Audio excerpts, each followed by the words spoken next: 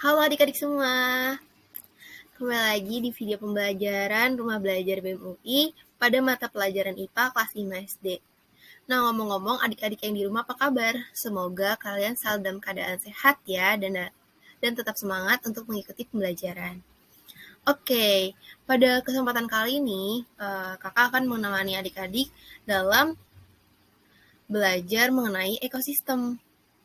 Nah, sebelumnya kita harus tahu terlebih dahulu nih penggolongan hewan berdasarkan makanannya. Kalau misalnya berdasarkan makanannya, hewan itu dikelompokkan menjadi 3 golongan loh. Nah, 3 golongan itu adalah hewan herbivore, carnivore, dan omnivore. Nah, kalau misalnya herbivore itu adalah seperti gajah nih, yang kakak udah kasih ilustrasinya. Nah, ini ada gorila, itu adalah hewan omnivore. Terus ada macan. Nah, macan ini adalah hewan karnivor. Oke, nah kalau hewan herbivore itu adalah hewan yang makanannya itu berasal dari tumbuh-tumbuhan. Nah, hewan ini tuh punya susunan gigi yang terdiri dari gigi seri dan gigi geraham. Hewan ini tuh tidak memiliki gigi taring, tapi hanya memiliki gigi seri dan gigi geraham. Nah, kalau gigi seri itu letaknya ada di depan dan cenderung tajam. Sedangkan kalau gigi taring itu gigi geraham itu berada di belakang. Nah, fungsinya ini adalah menghaluskan makanan yang telah dipotong oleh gigi seri. Nah, kalau misalnya gigi seri tadi itu adalah fungsinya memotong makanan gitu ya. Nah, contoh-contoh dari hewan herbivore itu apa aja sih, Kak? Nah, ada banyak ya hewan herbivore itu. Ada sapi, ada kelinci, ada kerbau, ada rusa, dan lain sebagainya. Ada kambing juga, dan terus apa aja ya. Dan pokoknya adik-adik bisa langsung cari aja deh hewan herbivore, banyak banget di internet maupun di buku kalian. Oke, yang kedua ini ada hewan karnivor. Nah, hewan karnivor ini adalah hewan yang memakan hewan lain gitu. Jadi hewannya itu makan mencari mangsanya itu adalah hewan lain gitu. Nah, sebagian dari hewan karnivor ini itu termasuk di dalam hewan buas dan liar. Nah, jadi hewan ini tuh harus berburu gitu ya untuk mendapatkan makanannya. Nah, oleh karena itu hewan ini tuh punyanya gigi taring yang tajam dan kuat. Nah, gigi taring ini berfungsi untuk merobek dan mengoyak mangsa. Nah, hewan ini tuh juga punya gigi seri juga sebenarnya yang tajam dan kuat, tapi berukuran kecil gitu. Nah, gigi seri ini tuh juga berfungsi sebagai memotong makanan, sama seperti fungsi gigi seri pada hewan herbivore. Nah, hewan yang termasuk dalam kelompok hewan karnivor itu juga ada banyak ya, ada harimau, ada anjing, ada ular, ada singa, dan lain sebagainya. Nah, terus yang ketiga ada kelompok hewan omnivor. Nah, kalau kelompok hewan omnivor ini dia pemakan tumbuhan dan juga hewan lain gitu. Nah, hewan omnivor ini tuh memiliki susunan gigi yang tersendiri gitu ya. Jadi ada gigi seri, ada gigi taring, ada gigi geraham. Jadi lengkap ya gigi yang ada di hewan omnivor ini. Nah, hewan ini tuh berkembangnya itu cukup baik. Kenapa? Karena untuk menyesuaikan dengan makanannya. Nah, gigi seri dan gigi taring yang digunakan itu untuk memakan hewan lain. Nah, sedangkan kalau misalnya gigi seri dan gigi geraham, kalau misalnya lagi digunakan itu untuk makanan yang berupa seperti tumbuh-tumbuhan. Nah, contoh dari hewan omnivor ini tuh ada orangutan, ada gorila, dan juga ada monyet. Nah, adik-adik juga bisa cari ya mengenai hewan omnivor di Google, itu banyak. Nggak hanya di Google, juga di buku paket juga pasti banyak. Oke. Nah, sekarang kita akan membahas mengenai ekosistem itu sendiri. Kenapa ya semua makhluk hidup tuh memerlukan lingkungan tertentu untuk memenuhi kebutuhannya. Nah, lingkungan ini adalah segala sesuatu yang berada di sekitar makhluk hidup. Nah, sebuah lingkungan itu tuh terdiri atas bagian yang hidup, yang disebut sebagai biotik, dan bagian yang tak hidup atau disebut sebagai abiotik. Nah, kalau bagian yang hidup itu ada tanah, ada eh, bagian yang hidup itu ada tumbuhan, ada hewan, dan makhluk hidup lainnya. Sedangkan kalau bagian yang tak hidup itu ada tanah, ada cahaya matahari, ada air, ada udara. Nah, kalau bagian hidup dan tak hidup di suatu lingkungan itu saling berinteraksi dan saling bergantung satu sama lain. Nah, jadi interaksi antara makhluk hidup dan benda-benda yang tak hidup di suatu lingkungan itu disebut sebagai ekosistem. Nah, oke. Jadi ekosistem itu adalah interaksi antara makhluk hidup dan benda-benda yang tak hidup di sebuah lingkungan gitu ya. Nah, ekosistem ini tersusun atas individu, populasi, dan komunitas. Nah, individu itu adalah makhluk hidup tunggal, misalnya seekor kambing. Individu nih, individu. Kakak adalah seorang individu. Oke, adik-adik juga seorang individu. Karena kenapa? Karena makhluk hidup tunggal. Kita hanya satu gitu ya.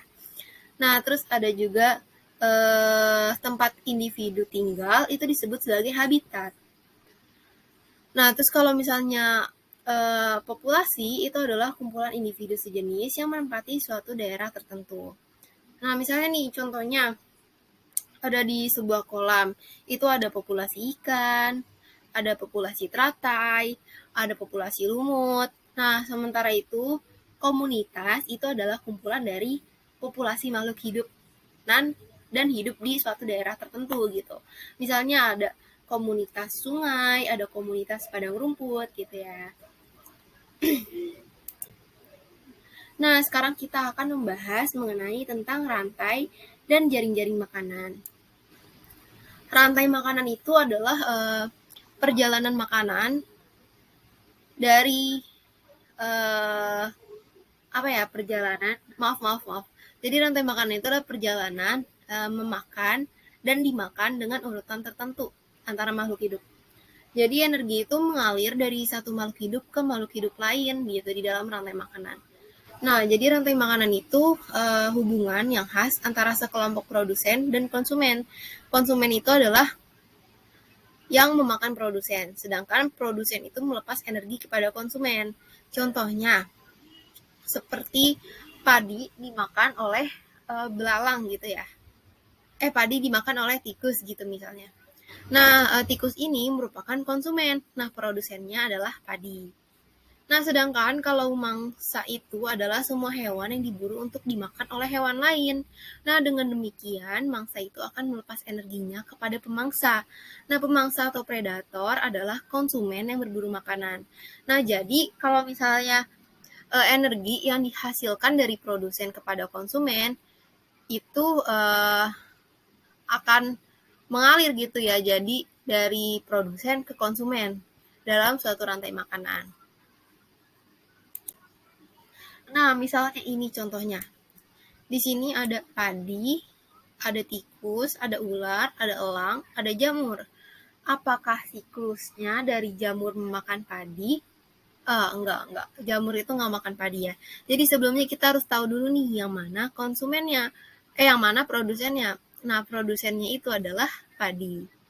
Nah, padi ini dimakan oleh tikus. Nah, tikus dimakan oleh ular. Nah, ular dimakan oleh elang.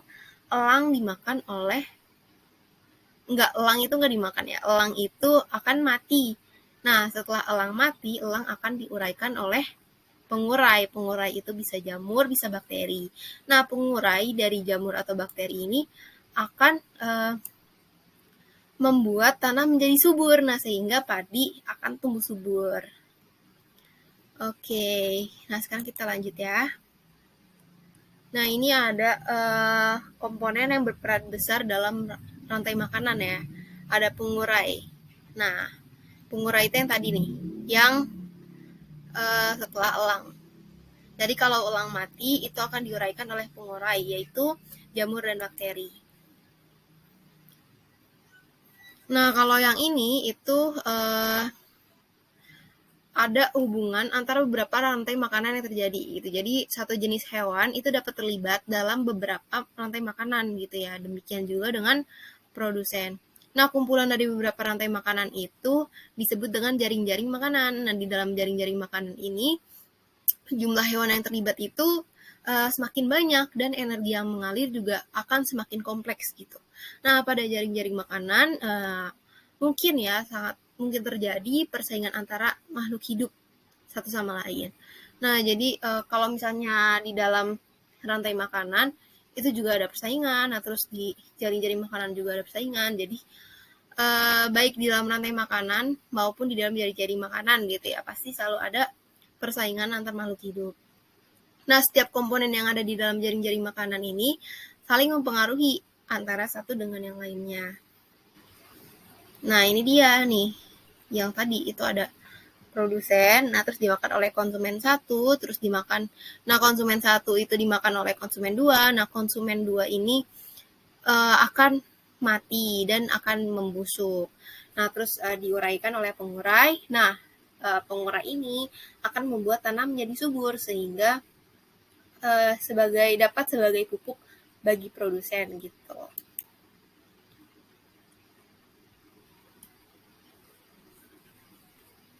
Oke, ini Mas yang tadi. Nah, sekarang kita akan membahas mengenai simbiosis. Jadi, selain kebergantungan makhluk hidup melalui rantai makanan, banyak makhluk hidup lain yang berhubungan dengan cara yang khas. Nah, hubungannya ini disebut dengan simbiosis.